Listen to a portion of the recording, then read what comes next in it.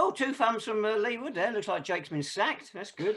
Looks more official when you do it, Lee, to be honest. Right, welcome to a pod full of ex-Saints plus one. We've had our winter break or our latest lockdown, whatever.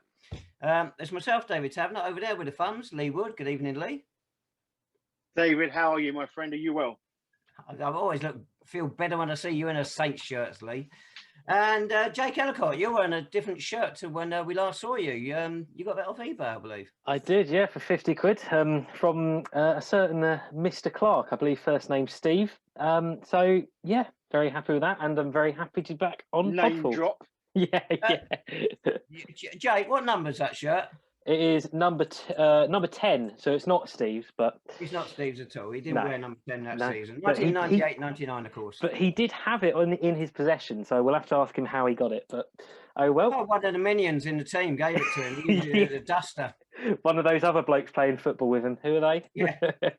Well, I've actually got Clarky's number 9 shirt, because he came... Do you remember the Legends game we had maybe 2 years ago? Mm. He brought that along to raffle. And in the clubhouse afterwards, it was full of like newer fans who didn't really know who he was, and it was a little bit sad. And they were like offering, I'll give, £5 for it, 10 quid. I'm looking, hang on a minute.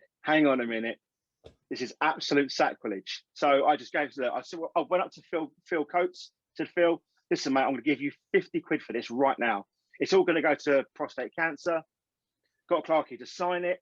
Obviously, I'm like a little fat kid at Christmas. Everyone goes home happy days.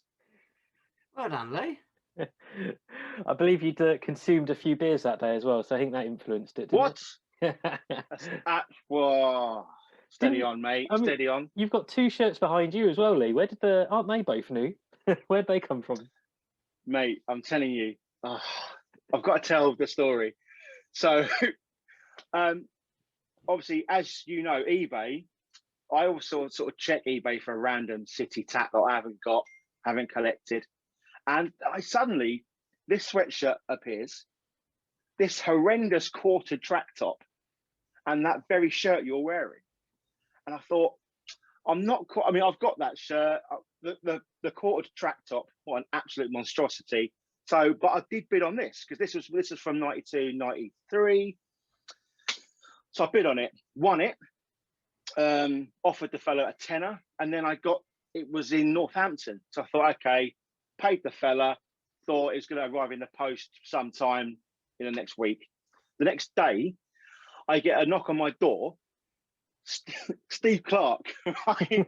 He stood in my door, and I'm like, what is going on? Hello, good to see you. How's it going, mate? Listen, I thought it was you, and I thought I'd come down, hand deliver it, because some other Herbert has bought this other monstrosity as well, not knowing it was you, right? So I'm like, oh my God. He goes, listen, if I knew it was you, I wouldn't have charged for it. So he gave me like the money back, which was fair enough. So we had a quick chat.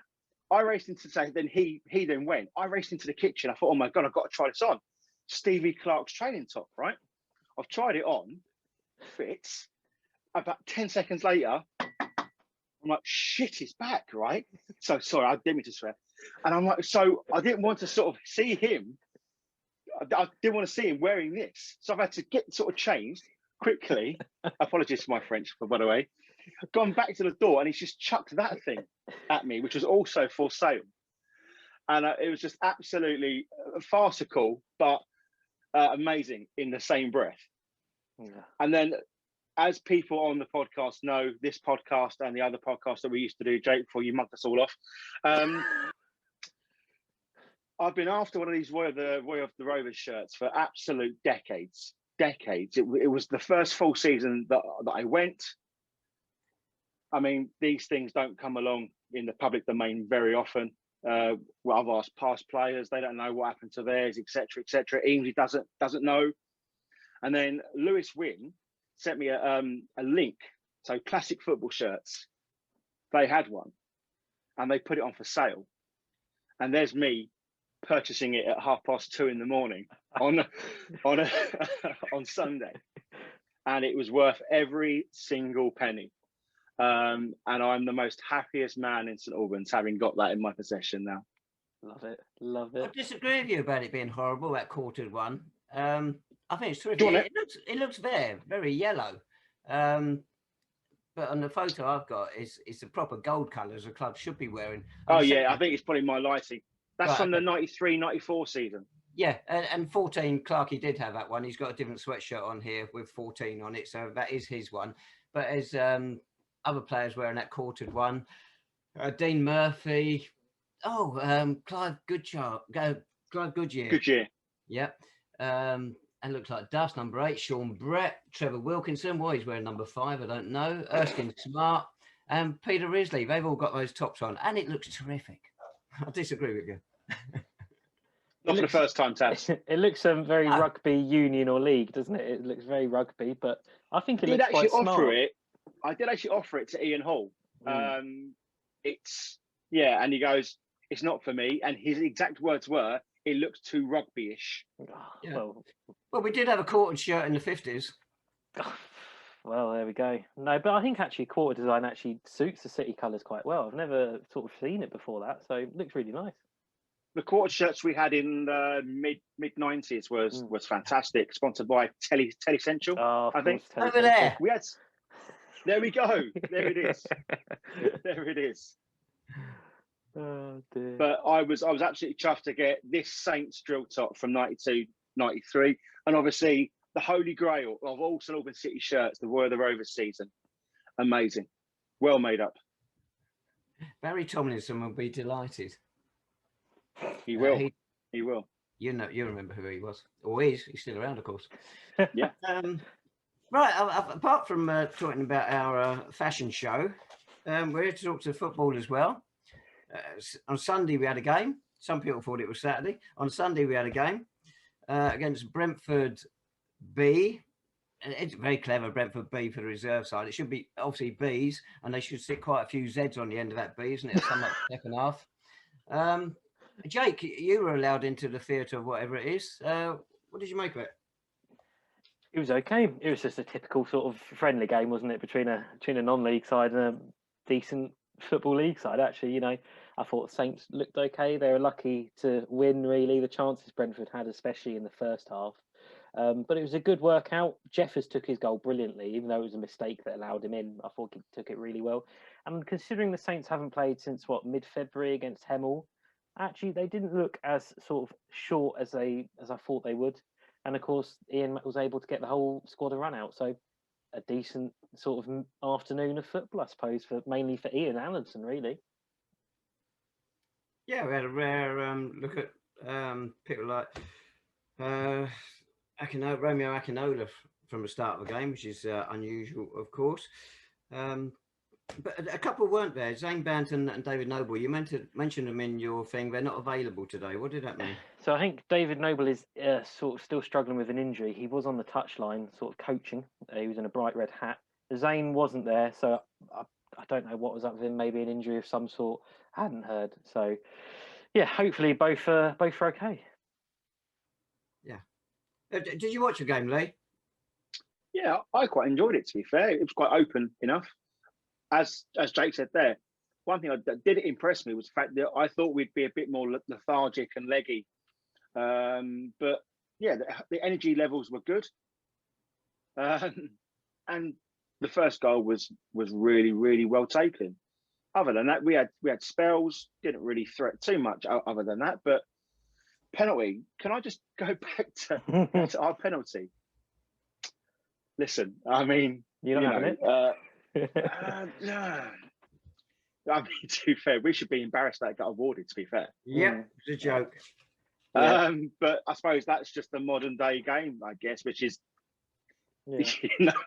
It's horrible, Lee. Come on, it's horrible. Well, yeah, it's not ideal, but... Yeah. I suppose it's worth mentioning that the Brentford team we actually played was actually quite a strong team. They had sort of 6 first teamers in it. And if you look at players like Norgard and Force, who are internationals, Norgard who's been at Fiorentina and Force who scored against France for Finland, it's not a bad couple of players to go up against. And yeah, like when I saw them on the team sheet, I thought this could be a difficult one. But like Lee says, we look pretty decent, and I suppose it's just about at the moment ticking things over, isn't it? Until we definitely know what's happening. I think they used the game mainly to bring 3 players back. One of them you said, there's no way I'm ever going to pronounce any of that lot. So for that point of view, it's good for them because they can have a run out for that length of time and whatnot. But I've got to say, if they get any more injuries, they're not going to get promoted. No, they're already struggling, and you could see that, couldn't you? You know that their number 5, Kit Smooner, the He was our best player, wasn't he? Yeah, he had a difficult afternoon, I think it's fair to say. But I mean, in terms of the teams Saints have faced, it's probably the strongest team we've faced since 2015 when Watford brought down a whole first team. So there we go, happy days. What about Carlisle? Yeah. Good point. Funny enough, but they started off yesterday. We're recording this Monday evening, by the way, hence yesterday. They were playing the ball across the back, and I thought they looked so cumbersome doing it. They didn't look comfortable at all. And although they had plenty of possession, there's a good match report on their website talks about how they had the play, and we seemed happy not to have it. Well, because mainly they threatened very little, even when they're passing around and whatnot. A few times they got down there, of course, and they should have had a couple of goals. But generally, they didn't really hurt us that much, did they? Was it because they were too ponderous, or credit to our lot? I thought we had a pretty good shape actually throughout the game defensively, which I think we've shown throughout the season generally. And I thought it worked again yesterday. I know a couple of people mentioned the pitch looked a little dry and bobbly. I think did you text me that, Dave? I think during the game. It's awful. Yeah, it's like a ploughed field. I don't know if it was that bad, but yeah, it looks like it needs a little bit of water. But yeah, as you say, Brentford weren't the most impressive or spectacular side really, and I expected a little bit more from them. Yeah, you go along with that, Lee? I think the one thing I would say is I don't think they anticipated us to have that much speed up front, because you can see after they got stung for the first goal, their defenders were a little bit, hang on a minute, these boys can play. I'm not entirely sure. I wouldn't go as far as to say they underestimated us, but I didn't think they thought we would possess as much pace and attacking prowess as what we did. And second half in particular, they didn't play it along the back as much. They wanted to sort of get it out to the fullbacks and along the wing a lot quicker. So, but yeah, on the whole, I think it was a good showing for us because, as Jake said, whatever state the season is going to be in, we can take heart from the fact that our energy levels were really high and the fellas were still competitive, even though it was a friendly game. Well, it takes us on to our next point. What was the point of the game? Which is going to lead on to a point after that as well. What was the point of the game from our point of view? We know from Brentford it was to help some of their players get back, but from our point of view, why were we playing that game? I think from Ian's, speaking to him after the game yesterday, he seemed happy that he was able to give minutes to the players again. Because I think in Ian's mind, there's a good chance that this league will start again. Because as a manager, I suppose you've always got to think you're going to keep playing. So, you know, he was happy with that. And I think he was quite happy that he could give the whole squad a run out. I mean, there was players there like Dave Dijou, who hasn't played in quite a little while, and the 2 academy lads as well who came on. So, and you mentioned actually Dave as well, Romeo. I mean, that's pretty much his first start for the club, isn't it? So, you know, I think he was happy to give these players an opportunity. So I suppose from our side, I think it is mainly if Ian Allinson wants it and he's happy with it, then we'll play the game. Presumably that means the club's playing them because obviously if they're on furlough, they can't be playing if they're on furlough. Surely we wouldn't take taxpayers' money for a game like that. So presumably the club's paying them, but hey, that's another point altogether. Don't ask me about furlough rules. It brings us on to the next point. Where are we with the ludicrous possibility of restarting the season? Well, it seems that we are in a very sort of position of there is a chance it could happen now. So there was an article in The Guardian over the weekend which gave a good sort of set out of what's happening. And hang on a minute, what are you doing reading The Guardian? Hey, I am a champagne socialist, I believe they call me. Listen, all the thing that we call you, mate, that isn't one of them. No, it's not. So that article sort of set out where it is, and it does look like there's quite a bit of pressure at the minute to get the league going again, and the National League has received a proposal from however many clubs it is as a competition to basically decide 2 promotion places to the National League Premier. And the National League Board seem to be considering it at the moment, but it all needs to be ratified by the FA. That's the end of it. And the FA haven't even ratified the null and void from 3 weeks ago yet. So I think it is very much now sitting at the FA and saying, well, what's going to happen? Are we going to know? So we live in a democracy. You have votes. The majority of clubs at our level voted to end the season. So us three have been calling for a long time. That should be it. Just like Brexit, a large minority of people didn't want Brexit, but in the end they had to accept it. So why can't clubs at our level accept it? There's an interesting thing from the Darlington manager, Alan Armstrong. He said there was a vote and you can't just spit your dummy out and try to form a new league of teams that can afford to carry on because they've got money behind them, or some got a windfall with the way the grants were distributed. Basically, we had a vote, accept it. Yeah, I think that's more than fair enough opinion. It's interesting he talks about those windfalls. That a couple of the clubs that were sort of okay to keep playing, Hungerford and Concord, that we know did receive good windfalls and did well out of the crowd money, now actually have said we're not going to take part in this competition. So it is very interesting, the clubs that are taking part, and there's so many different opinions and discussions about it. I think it is incredibly difficult situation, and I mean, it just doesn't feel, and it feels like as well we're running out of time. If it goes any much longer, how are we going to fit this competition in? It's dangerous difficult. though, as well, fellas. It's dangerous because if you set a precedent there, if the league or the FA ratify anything in terms of carrying on the season in whatever guise it may be, you've just basically told the majority of clubs that voted to end the season that their voice counts for nothing. So how are they possibly going to get it to continue? Yes, I know that people want to get promoted, and there's square pegs and round holes that need to be adjusted to get the right number of teams in the division. Fine, but as Tav says there, the majority voted not to go ahead with the entire season. And to go back on that at this stage, but also how are they going to fit all these games in? I mean, we're into March now. They've already said it's got to be done by May. What, 3 times a week, 3 games a week? How's it all going to pan out? And Jake, I don't know whether you know, mate, but have we had any official stance from our club yet in terms of whether we want this thing to go ahead? No, I suppose, what the last sort of real official communication was a few weeks ago, wasn't it, saying that we were very disappointed with the decision to null and void, and I suppose that might give an indication officially from what the club says of what they're thinking. But you talk about those fixtures, I think it would have to be at least 2 games a week, wouldn't it? I did note that the proposal is the local games would be midweek, so say we'd play Hemel on a Tuesday, but then would we be playing York City or Fylde on a Saturday? That is absolutely bizarre. So it's a strange proposal, and like you say, Lee, in terms of the National League, obviously this would require huge changes to the National League constitution, not necessarily constitution, but the way the league is made. Why would the National League Premier clubs accept it or want it? Surely they're more than happy saying no relegation this season. Fine, yeah. So they want to secure their promotion place to the Football League. Simple as that. Yeah, I suppose. Yeah, that is a good point. But then it all comes down to the FA again. What will the FA say if they're saying you've had a democratic vote of null and void? That's it, done. As happened with steps 4 and 5 last season, when South Shield said we want to get promoted, we want to go up, and the FA just said no, your season's been curtailed, you're done. So, yeah, it just all comes down to the FA.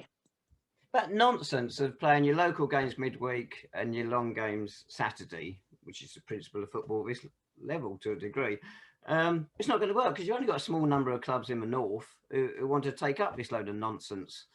And it really is nonsense. So that's not going to be effective. That's not going to work. You're going to have long trips Tuesday, a bit like when we went down to Truro the other year on a Tuesday night. A nice local game. It's not going to happen. And it's mad thing is, next season you might as well get Donald Trump to sponsor the league. They stole my election or whatever it was. Stop the count. No, yeah, I do totally get that, and it is just. It feels like, again, I've said so many times on this podcast, as a fan of non-league and as a fan of the Saints, nothing else. I'm just sat here thinking, what's next? What's going to happen? Are we going to be playing? Are we not? I mean, can I plan out the next, say, month and a half of my life without knowing, you know, there's not going to be any football? I can actually sort of, once lockdown eases, I can start doing things at weekends, etc. Or are we going to be playing again? Are we going to, you know, it's just, as a fan, it is just so confusing and just so all over the place. It's very difficult. The Did you hear that, Lee? I He would reckons say, he's got a life. listen, I'm saying nothing, mate. I'm saying nothing.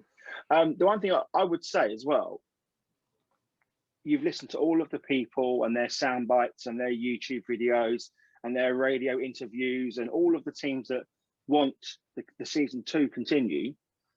Very interesting point that not one of them at any point mentioned the pandemic, which is why we're in this situation in the first place. Now there's light at the end of the tunnel in terms of lockdown being lifted. They've gone from, oh yes, you know, it's sad and we are going to be careful, we've got to look after everyone. Now there's a sight of a little bit of glory. Now they're sort of trying to push things through in terms of sort of trying to get promotion. We're still in this pandemic, fellas, and I know we can't keep, you know, using that as the main excuse and the main, you know, and the main point, but it is what it is, and we are in this situation because of that. And I think there needs to be a little bit more humility about teams that are preaching to the converted about let's stay together. We want to do this for the integrity of the league. Well, if you want integrity of the league, the main vote, which happened a few weeks ago, that should stand. You mentioned a shortage of time for fitting in all these games. Wasn't it last week another National League club had to postpone their next 2 games because they've got COVID within their squad? So if a mini league or whatever league, our league restarts with a certain number of clubs, which is just nonsense. All you're going to need is 1 or 2 little knocks like this, and immediately you've got a really big problem. It can't happen. One other thing, Jake, was there any other talk of any more friendlies? Haven't heard any at the minute. I know that Dorking have organised another one for Saturday against Southend. So other clubs are still organising and looking to play them. So, I mean, the Saints might organise another, but as far as I'm aware, I haven't heard of any more at the minute. Oh. Right. I mean, to me, it makes sense just to scrap it now, like the vote went, and we plan for next season and start next season on time. Yeah, I did notice the EFL put out, so the Football League put out their dates today for the new season, and they're planning to kickstart as normal on the 7th of August. So I presume that the FA, again, thinking about all these decisions, will want the whole pyramid back in line again, starting in August. So it's going to be very difficult to fit everything in. And again, I think it all comes down to the FA. And I really, you know, at the moment, are they going to agree to do anything a bit strange like the National League these clubs want? I don't see it myself, but we just want the I mean, from my perspective, I just want the FA to make a decision and make it all clear what's happening now. I just wish it was happening. I just want that decision now. We haven't got any players in the Euros, have we? I mean, Sean Jeffers, he'll surely be due a call up somewhere. Right. Changing tact completely.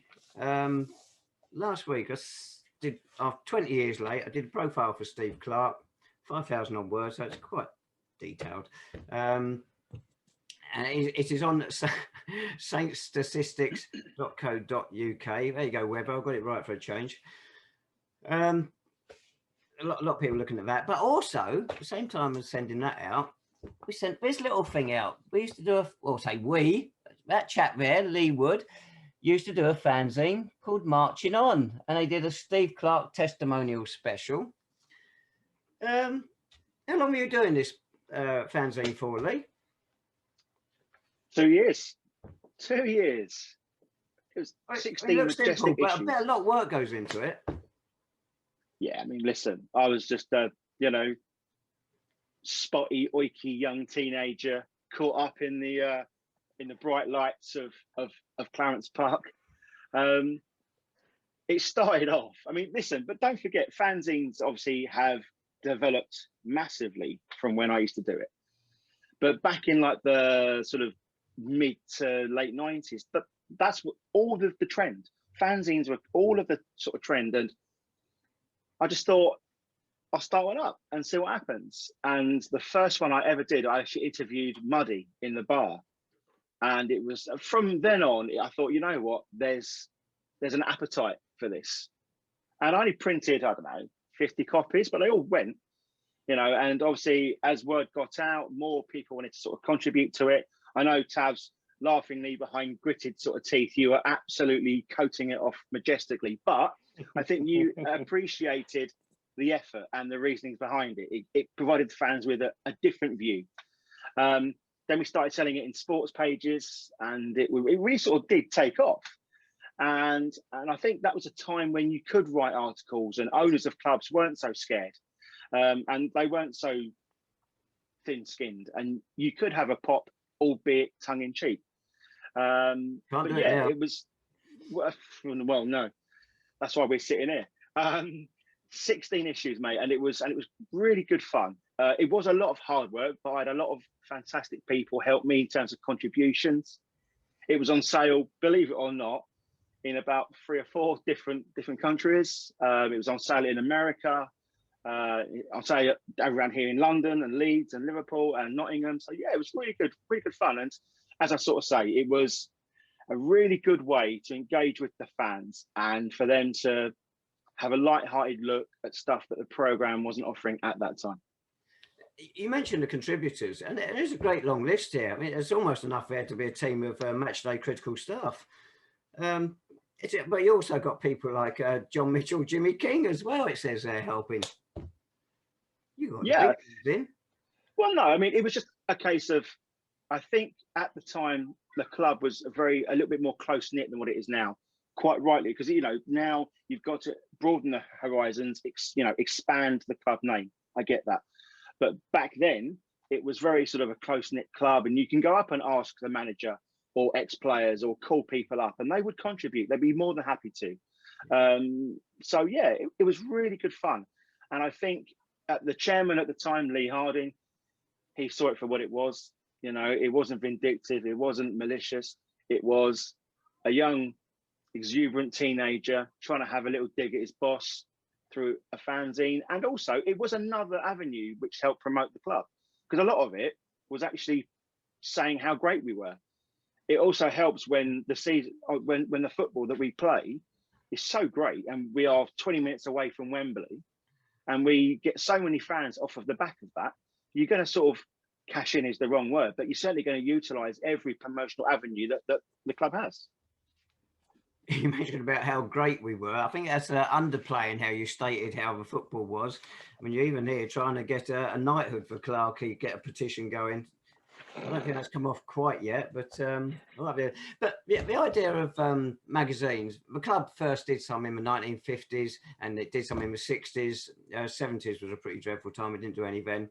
In the 80s and 90s. Do you think there'd be a market for one now, or do you think social media and message boards and whatnot, they take the steam out of it now?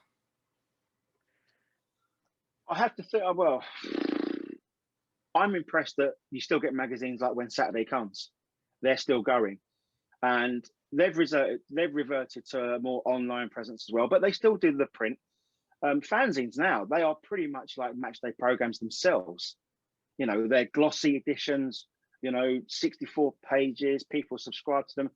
I think because of the use of the World Wide Web and social media, the official programs are not dated is the wrong word, but you can only put so much material in there. Whereas if you use a fanzine, then it's more of an opinion piece and a viewpoint, which, people always love, don't they? They just love to argue and love to read other people's take on what's gone on. And I think that's a definite way forward. You only have to look at the absolute rise in forums, fans forums, and sort of third-party football websites to sort of show to you how much opinion is key at the minute, and people can hide behind keyboards as long as it's done tastefully and correctly, and still have fun about it.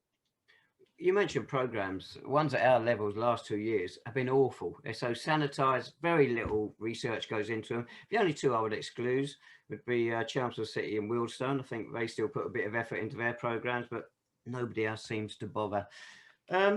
Jake, this was the first time you'd seen a City fanzine. What did you make of it? I think it's brilliant. I mean, I'd heard of them before. I knew that they existed, but I'd never actually seen one. I know that Lee did them, and they're absolutely. I mean, it's brilliant. How much he coats off the local clubs and our rivals is absolutely brilliant. Says some very choice things about Nothing's Stevenage. changed here, mate. No, that's true. So I think it's really good, mate. Dave, you touched upon it there. Like it's actually both you touched upon it. Like it is an outlet for fans' opinions and voices, and it almost creates discussion.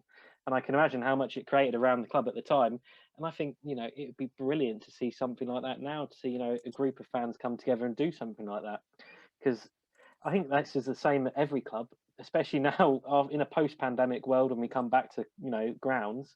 Fans actually haven't really had that much chance to have a voice really over the last year and a half at almost any club, apart from on social media. And social media, as we know, is one of the sometimes it can be one of the worst places. So, you know, I think there's still a space for fanzines, and I think absolutely brilliant. I think it'd be brilliant to see more stuff like that. But I have to applaud Lee to be doing that as a teenager, you know, getting it published around the world and probably writing each one after a few beers. It's absolutely Don't get me perfect. wrong, mate. It wasn't, you know, I wasn't in charge of Time magazine, but it was certainly, you know, the work that went into it was lengthy and hard. But as you say, I think if it's done well, Tavs, and you'll be a testament to sort of this as well, you know, if it's done well and it's done right and it's done with the right meaning behind it as well, there is an avenue there and there is a market for it to be sold to. Mind you, Jake, you've got to be careful about how accurate they are. I mean, Lee's saying he was a teenager 20 years ago. Oh, well, I mean, you know, Lee, I mean, I can imagine this is how he built up Wood Empire, sort of the profits from this fanzine. That's allowed him to be the man he is today. What a man. What a man.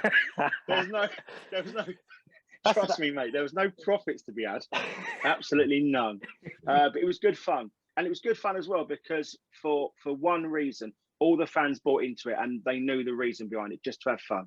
Have fun, get a different opinion. And also, fans can write into it and I would publish the letters or publish the articles, and it was inclusive and it made them feel a part of two of the best seasons we've had in modern times. And, you know, there was a lot of opinion. And as you said there, Jake, the club have done a lot of things over the past year, which they've, you know, maybe not quite had the response that they wanted. And a fanzine could be the way for sort of fans to get that point of view across to them, maybe. So, did you once do a feature on Ansel Boucher in one of them? That rings a bell. Ansel Boucher. Now, we had an email, did we not, from Mr. James Brewer?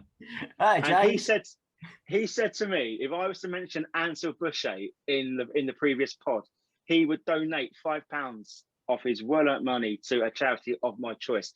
I did actually mention Ansel.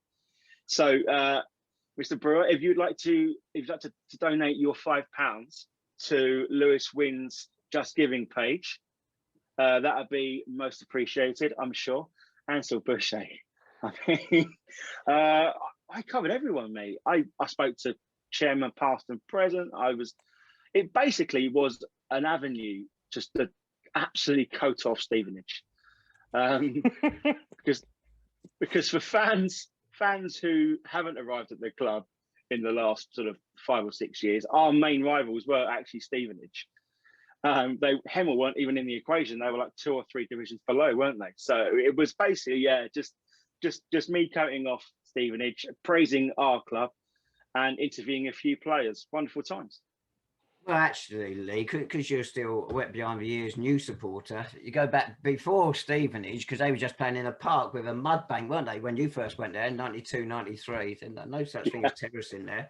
You go back further, the main rivals, the late 60s, early 70s were Hendon, Enfield. I know they're not local as such, but they were our big rivals then. Then that sort of died off. A Bournemouth one, just because they're up the road, became our rivals. But of course, whereas Hendon and Enfield, we've seen them go that way, would have disappeared up that way, and Stevenage, but they're doing their damnedest to come back down to see us again. So perhaps we need a rival somewhere. Is Hemel it? Yeah, yeah, possibly. What does make me laugh is I can imagine how much Dave coated this fanzine off at the time. Oh, mate, Oh yeah. absolutely. Come on in, Lee. Let's show me this comic of yours, and it was absolutely get panned. I mean, you only got to look at the yellow pages of doom that he sends around on a Sunday now. I mean, it was just tenfold worse. Seriously, it was like, oh, I can't believe this little oik is writing this rubbish. Don't even see it as journalism.